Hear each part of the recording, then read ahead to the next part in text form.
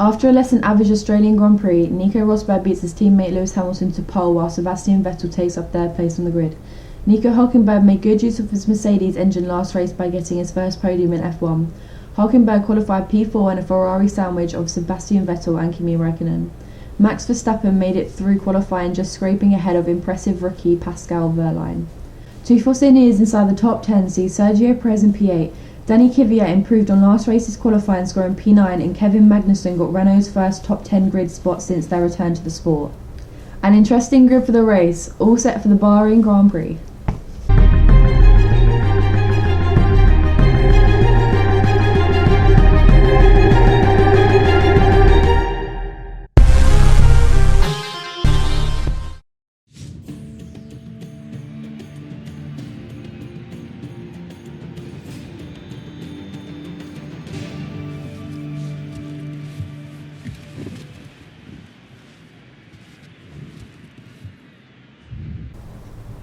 Hey, what's going on, guys? So we are at round 2 now of this career mode in Bahrain. Personally, one of my favourite tracks, most likely, I have to say, is probably my favourite track out of all of them. So we're sat in P5, Nico Rosberg obviously on pole, just ahead of Hamilton. So hopefully we're going to get a decent start. So let's get straight into the race and get on with that.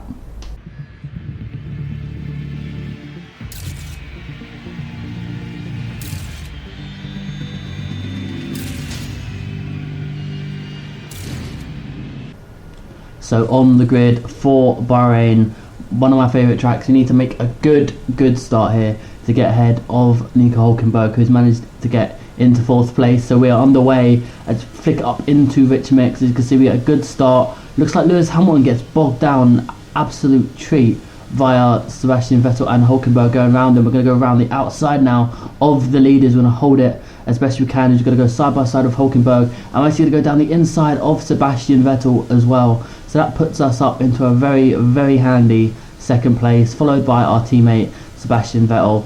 It was a very weird start. It seemed like a lot of people actually got blocked by the car in front. I think Vettel actually got a bit too far out on the corner. But anyway, we're going to have to move on to the end of lap 1. You can see we're right up Nico Rosberg's gearbox.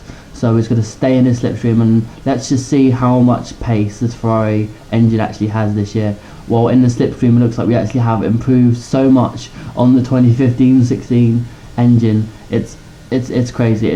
We've actually got a chance with Mercedes. He actually holds it. I thought he was gone, but he's actually come back at us a little bit. But we're just going to go past him, take a little bit of a wide exit, but we should be able to cover him off, no problem. Lap 2 now, as you can see, we've got a very slow McLaren, and that's Jenson Button. So 2 races in a row, Jenson Button is not going to retire. We've got a bit of debris actually on the track there, so that'll be interesting. Anyway, lap 3 coming on to lap 4 now. We've got Nico Rosberg behind us still. As you can see, he's actually closing pretty fast. So we have to go down to the inside to defend the corner, as he's going to hold it around his outside like he did last time. But we're just going to go, oh, we actually made contact just a little bit. We're still going to hold our place, but we're going to have to go a little bit wide. As you can see now, Sebastian's actually catching up to the rest of us. Let's have a look at that quickly. So as you can see, we're coming down behind Nico Rosberg and we're just going to dive it down his inside, and we're just going to make that move stick, and that's it, pretty much, job done. Nothing to really say about that. As we went wide, so that kind of sucked. We have a replay now of Pascal Wehrlein, and he again hits another bollard. That is 2 races in a row for Pascal Wehrlein. Let's see what happened. He just turned in a bit early and the car looked a bit a bit squirmish on the braking, so I guess that's why. But we can actually see Fernando Alonso now coming to overtake the Manor that has no front wing. He's gonna get that job done fairly well, as we're gonna have a look at a replay and how quick he closed up on Pascal Wehrlein. That was ridiculous how quick he closed up. But speaking of closing up, we got Kevin Magnussen being overtaken by Sergio Perez. Is Magnussen going to contest that overtake? Let's have a look. He's going to chuck it down his inside. They're going to go wheel to wheel as Magnussen gets a bit of squirmish on the exit there of that corner. So I think Perez is going to hold on to that position coming into the S section of this circuit. Brilliant overtake by Perez, although we didn't get to see it. So now we're going to come into the pits now for lap 6. We're going to try and do our best to stay ahead of Nico Rosberg, but it actually looks as if Sebastian Vettel is right on the gearbox of that Mercedes. It looks as if Lewis Hamilton also coming into the pits, so as long as we don't get held up by him or any other car, we should be good. But being as we have such a good lap to the rest of the car, you know, we should do pretty fine. Not a bad stop from the teams. Slowly cruising down the pit lane. I'm not sure where we're going to come out. Hopefully we come out in a clean pocket of air. We don't want to be stuck behind, say, like the Renaults or the Haas or anyone like that. That's going to hurt us. Speaking of the Devils, we were actually stuck behind a Williams and a Renault. So as we could already closed up to Jolyon Palmer already. We got, I think it's Valtteri Bottas just ahead of him. I'm not 100% sure, but as you can see, he's going very slow. So we're going to have to make an audacious move up his inside at this corner, and we are going to make it just about. He gave us plenty of room. He has no traction on his tyres, as we obviously have brand new set we have just put on. So we don't want to get caught in this train too much. We want to get ahead of Rosberg and keep our position, because the last thing we want is to have trouble. But we've got, speaking of trouble, we have actually got Romain Grosjean going very slowly. It looks like he's got a puncture. What actually happened? Have a look. He locked up, and that is a lot of debris. That is a lot of debris right there.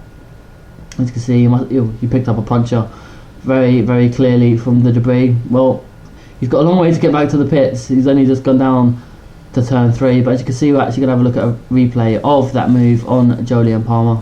It was actually quite a long way back, if you think about it, but we made the move stick pretty well. No problem with that. But we're going to move on now to the end of lap 7, coming on to lap 8 now. All the cars are starting, filter out and stuff like that. You're going to actually see Nico Rosberg in the pit lane. It's going to be very, very close with us coming out the pit lane. We're going to have to give him some space. As we do, we're just going to hold on to the lead of that race. Anyway, looking on Fernando Alonso now. After overtaking Pascal Wehrlein, he seems to be under pressure from Carlos Sainz. Carlos Sainz, he's within DRS zone. Whether he has it or not is a completely different story. That is a no, he does not have it. But it doesn't look like he's going to need it very much, because you can see Carlos Sainz overtaking his fellow Spaniard before he even gets into the braking zone of turn 1, and we've still got the debris there. So I don't know, hopefully they won't get any punctures, but you never know what could happen with debris like that on the track. So as we look now, we have got a Force India challenging a Ferrari. That is Sebastian Vettel being hunted down by Nico Hülkenberg. Hülkenberg has done a fantastic job to actually keep onto the back of Sebastian Vettel for this race. As you can see, I don't know, Sebastian might have an issue with his tyres or his engine or something, because Hülkenberg is not being shook away from the rear wing of that Ferrari. So Hülkenberg could actually get his second podium in a row if he can overtake his fellow countryman Sebastian Vettel. As you can see, it's getting into a very difficult section. Nico Hülkenberg's actually going to go very wide, but he's going to chuck it down his inside, and he's just about, he locks up, but he's just about going to hold it with no contact. Oh, that was a very, very, very lucky move from the Germans there. Not too bad at all. We've actually got another battle going on with Kvyat behind Magnussen. Magnussen is just tumbling down the order as he goes wide. Oh, Magnussen is losing places left, right and centre.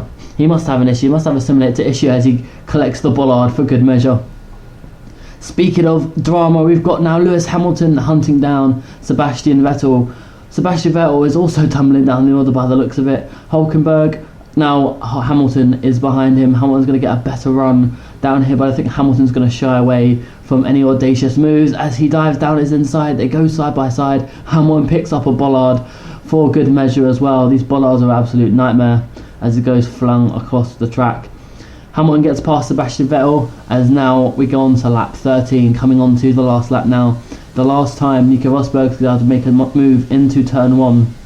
He's going to go down with DRS wide open. We're going to go side by side into turn 1. We're not allowed to outbrake him as he gets past us, but we're just going to squeeze and just hold. We're going to take a wide exit, let him go through. I'm just going to get a better run up the hill, similar to what Lewis Hamilton did to Nico Rosberg in the 2014 Grand Prix. So we're going to do our favourite party trick. We're going to hold it round. He's going to hold it round as well. We're literally going hammer and tongs right now. This is such a great battle.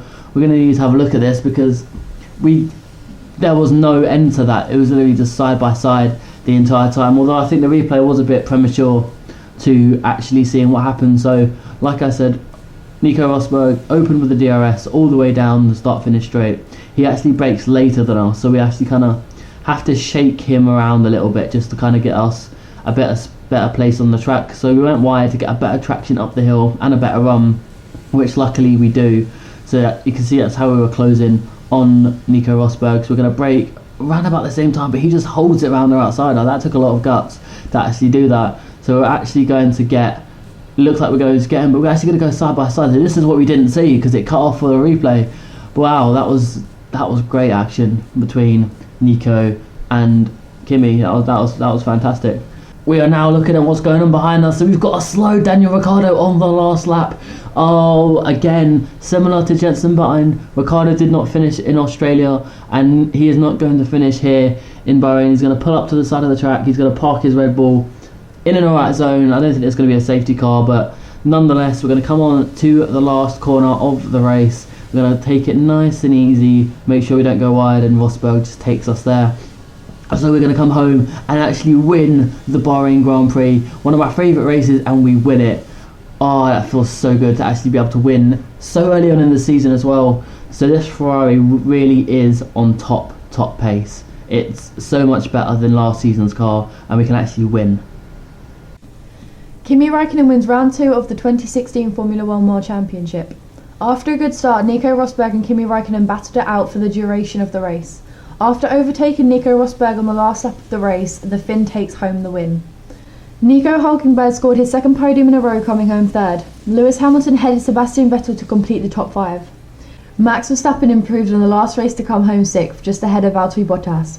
Kevin Magnussen scored Renault's first points in 8th. Jenson Button again failing to reach the checkered flag, and Daniel Ricciardo suffering the same fate. So let's have a look at the championship. You can see we are leading by 3 points. Not a lot, to be honest, after 2 races. Usually first place is leading by a bit more than 3 points. Nico Hülkenberg making 2 podiums in a row, getting there in 3rd place. Nico Rosberg trailing quite a bit, and look, Sebastian Vettel down in 6th place with only 14 points. That is absolutely tragic for him. Max Verstappen ahead of Danny Kvyat. So Max Verstappen is actually doing better than the Red Bulls, which is, that's pretty hilarious if you ask me. Kevin Magnussen actually got points today, so that was fantastic for him. The constructors, this is a slightly different story. You can see Mercedes actually leading Ferrari by 9 points. Force India obviously doing their job in there pretty well, to be fair. Williams not doing too bad as well, 28 points, that's pretty decent from them. Toro Rosso obviously there in 5th place ahead of Red Bull, only 1 point difference, so that's going to change within the next few races, I assume. Renault again obviously ahead of Haas with their 4 points to their 2. Manor got 1 point on the board, so Sauber and McLaren Honda still to actually get some points. Well, anyway guys, that's been pretty much it. We've got Bahrain done.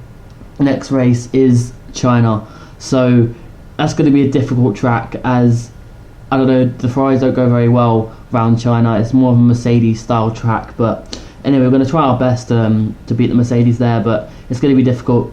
If you enjoyed it guys, please make sure to leave a like and a comment. Thank you very much guys, it's been Chris, bye bye.